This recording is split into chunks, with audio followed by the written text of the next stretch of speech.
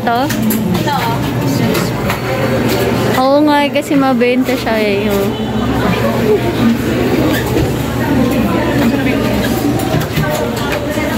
Meron pang overall eh. Nakainin ko siya later. Kaya nga ako din eh. Hindi na ako kain mamayang gabi.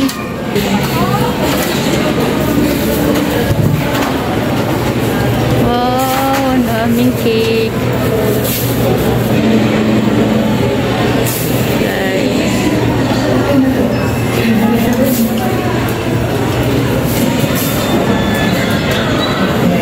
Video ko siya.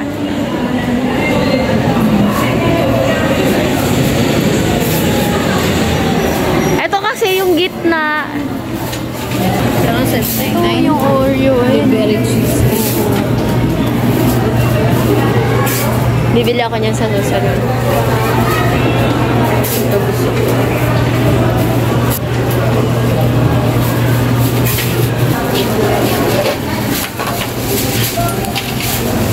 Selecta. Magkano ba yung blueberry?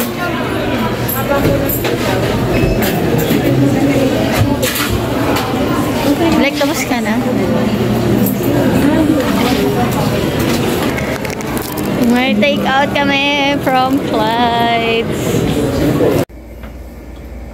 Hi guys! Welcome back to my YouTube channel. So for today's video or for today's vlog, namili ako ng tinapay kanina sa SM Muntinlupa. So meron dong bagong tayo na Clyde's. Wait lang, I get it lang. Meron dong bagong bukas na bake shop. Ang name niya ay Clyde's Breads and Pastries. So, dito lang siya nakalagay kasi nga, syempre, konti lang naman yung bibili natin. Hindi ko alam kung meron siyang kahon para more on, presentable siya or what. So, hindi ko alam. So, ito muna yung binili ko. So, meron ako ditong dalawang nabili. Ito yung wala siya name. Nakalimutan ko. Bacon to eh. Alam ko, bacon something. Ayan siya. Tapos ito yung gold floss. Ito yung hindi ko makakalimutan. Yung gold floss kasi 61 pesos siya. Ito parang 48 ata to. 40 something lang to. So, pero mahal pa din na kasi 40 na. So, yan yung mga nabili ko dun sa SM Muntinlupa. So, ano ba ang hinihintay nyo? Kasi titikman natin to for today. So, ang dami nila doon tinda. Pag napanood nyo itong vlog nito, meron sila doon mga blueberry cheesecake, may dark chocolate. Pwede kayo makabili ng slices na, naman siya, mura. Kaya naman siguro yung 100 pesos or 99 pesos, diba? Tapos, yun nga, yung mga ganito nila, yung mga tinapay nila na ganito, merong 58, 61, 40s, ganyan. So, hindi ko masyadong matandaan yung mga prices kasi hindi talaga ako matandaan sa prices. Pero, dun sa video, makikita nyo naman, madadaanan siya doon kung magkano yung tinapay. So, today, try nga natin siya kainin, i-taste tong quality. Diba? Kung masarap siya. Walang edit to ha. Di ko na i-edit. Dire-diretso na tong video natin kasi tinatamad na ako mag-edit. Nahihirapan ako. Char. So, ito yung Clyde's Breads and Pastries. Ito yung bacon. Siguro bacon and cheese. Hindi ko lang siya talaga matandaan yung name niya. So, look at that. So, yan siya. Oh, sobrang niyang big. Yan. Ang laki niya. Oh. Diba? Malaki siya. So, meron siyang green bell pepper. So, lagot ako kasi baka lang gawin yung card ako. Pero, tara. Sabi ko kasi di na ako magdi-dinner. Ito na lang yung kakainin ko. Kaya, bumili ako. Oh my gosh. So, parang kailangan ko ng plate. Hindi kakamain ko siya. Ayaw ko siyang kagatin. Oh my God. Look. Ang dami niyang cheese. Tapos, ito yung bacon niya. Ayan o. Ang bango. Grabe, ang bango. Mabango pa din siya. Gusto ko siya init sa oven. Pero wag na lang. Kasi sobrang lambot naman eh.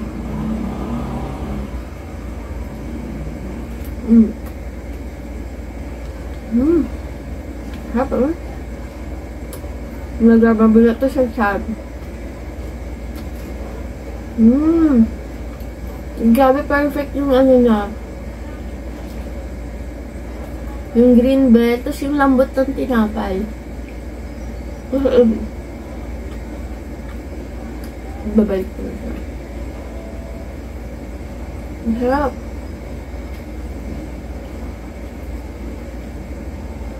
Parang style bread talk siya, pero syempre different siya doon. Parang ang lambot ng tinapay mo. Ang taga, kanina pa to sa bag ko. Kasi may iba tayong ginawa. Dahil nagutom na ako, nag-vlog na din ako. Kaya kanina pa itong mga 3:30. So, anong time na ngayon? Parang 7 na ngayon. Kasi 7 ako nakatapos ng mga gagawin ko. So, mayroon pa pala siyang corn. So, curious ako kung nasa gitna. Alam ko cheese yun. Gatin na natin.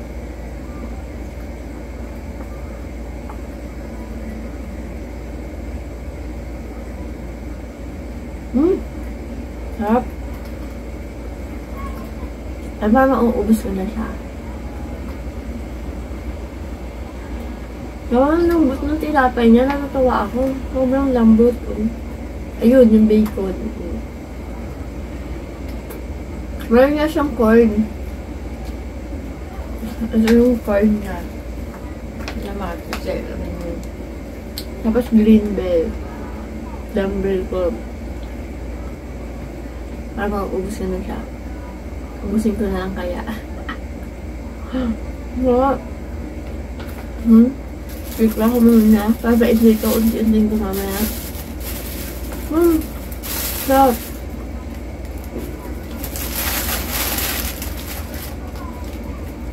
Guys, balas kumain. Sarap siya. Sobrang masarap yung combination ng cheese, ng bacon, yung green bell, tsaka yung corn. Tapos sobrang bango niya kung nandito lang kayo. Grabe. Para siyang may dating ng pizza. Pero, ayun nga, ang bango niya. Sarap. Oh, so, ito naman yung gold floss. Dapat chicken yung bibilin ko. Kasi, habang yung friend ko, try ko muna yung gold floss. Tikman ko agad. Ano na yan? Salagot ako. Magwawalis na lang ko after. Oh my God, makalat pala to. So, babalik ako. Kuha ako ng plate. Kasi kailangan ng ka-plate kasi nagtatapunan siya. So, ito na yung ating gold sauce. Ito yun. Yan o. Sobrang laki niya. Halos katumba siya ng dalawang tinapay. So, tikman natin. Lagay ko na siya sa plate kasi tumatapon-tapon siya.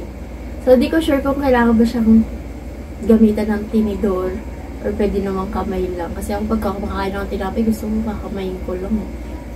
Diba? Hindi tayo social.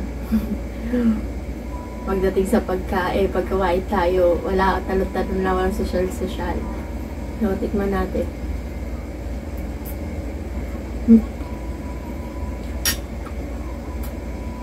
Cheesy. Yung cheesy flavor. Nakasarap. God.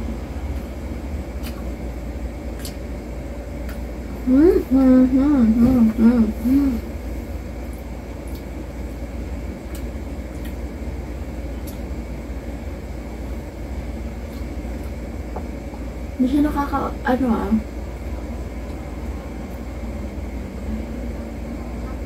ang sarap niya. Alam mo, gusto ko yung tinapay, ang lambot. Grabe.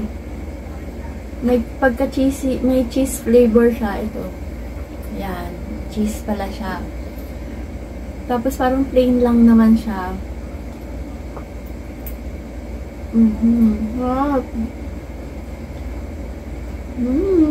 Parang gusto mag-tipla ng kape, uminom ng pinakamasarap na kape. Ang arte. Diba?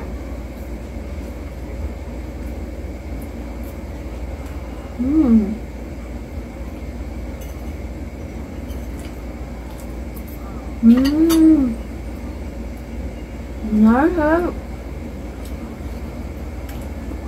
Grabe. Grabe ka, Clydes. Ang sarap mo. Sobra. O siguro miss ko lang kumain ng mga ganitong tinapay, pero grabe. Masarap siya. As in, oh my God.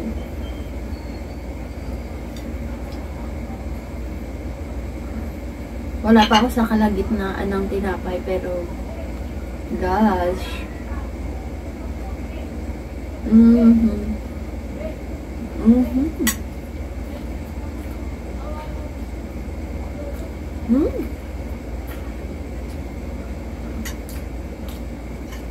Pwede na dinner, ang sarap. Bakit mo? Puntahan nyo na. Grabe. Pumunta kayo, SM Muntinlupa. Katapat ng Starbucks. Pagpasok mo sa entrance, Dunkin Donut, then siya na ata yung susunod. Ano, grabe. Curious ako dun sa tasting niya na parang chocolate flavor. Siguro, counterpart siya ng Black Forest ng Gardenia. Gusto ko yun itry. At saka yung dark chocolate ng slice cake. Yung mga slice cake nila. Kasi dito pa lang, grabe. Ang dami pa nitong flavor. Yung blueberry, nakailang refill si ate. Siguro 3 beses siya nakapag-refill ng blueberry. Oh my gosh. So guys, try to believe it. Yun yung lagi ko sinasabi pag nag-food breakout. Nakahanap ako ng ay, grabe. Hindi pwedeng, hindi ako duty doon na wala akong take out. Diba? Share ko na sa inyo, kaya pumunta kayo doon. Bumili kayo.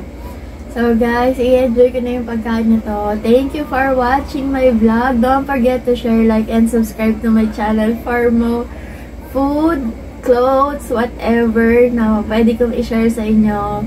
And thank you. Bye! See ya!